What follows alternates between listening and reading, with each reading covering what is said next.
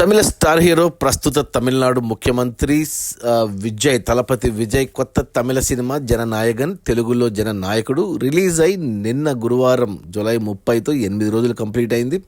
ఈ 8 రోజుల gross collections చూస్తే తమిళనాడులో ఈ సినిమా 106 కోట్లు గ్రాస్ కలెక్ట్ చేస్తే మన తెలుగు రాష్ట్రాల నుంచి 12 కోట్లు గ్రాస్ వచ్చింది. అందులో 6 కోట్లు తెలంగాణ నుంచి, 6 కోట్లు ఆంధ్ర నుంచి, ఇక కర్ణాటక నుంచి 28 కోట్లు గ్రాస్ కలెక్ట్ చేస్తే కేరళ నుంచి 15 కోట్లు, ఇక rest of India north India నుంచి 19 కోట్ల గ్రాసు, ఇక ఓవర్సీస్ మేజర్గా తమిళ మార్కెట్ నుంచి 82 కోట్లు.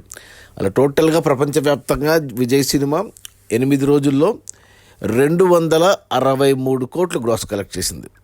ఇక ఈ 263 కోట్ల గ్రాస్లో థియేటర్ల రెంట్లు, గవర్నమెంట్ ట్యాక్సులు, ఖర్చులన్నీ పోను డిస్ట్రిబ్యూటర్ షేర్ వచ్చేసి 120 కోట్లు ఉంది. ఈ సినిమా బడ్జెట్ 400 కోట్లు అయితే 200 కోట్లకి ఓటీటీకి అమ్మారు, 200 కోట్లకి థియేటర్లకి, డిస్ట్రిబ్యూటర్లకు అమ్మారు. అందులో 120 కోట్లు వెనక్కి వచ్చాయి మొదటి 8 రోజుల్లో. మరో 80 కోట్ల డిస్ట్రిబ్యూటర్ షేర్ వెనక్కి వస్తేనే సినిమా హిట్ అవుతుంది బాక్సాఫీస్ దగ్గర కమర్షియల్గా. 80 కోట్ల షేర్ రావాలి అంటే మరో 160 కోట్లు గ్రాస్ అవసరం పడుతుంది. ఇక ఈరోజు శుక్రవారం, రేపు శని, ఆదివారం, ఈ వీకెండ్లోనే సినిమాకి ఏమైనా కలెక్షన్స్ వస్తే రావాలి. మరి సినిమా 300 కోట్లు అందుకుంటుందో లేదో కూడా డౌటే. మరి సినిమా ఇంకా మిగతా 160 కొద్ది కష్టమే. నాకు తెలిసి ఒక 50 నుంచి 60 కోట్ల నష్టాలు తప్పేటట్టు కనపడట్లేదు కమర్షియల్గా.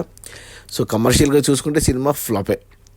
అది మన బాలయ్య భగవంత్ కేసరి రీమేక్గా Vijay last cinema Jananayakudu release అయిన 8 రోజుల్లో 263 కోట్ల గ్రాసు.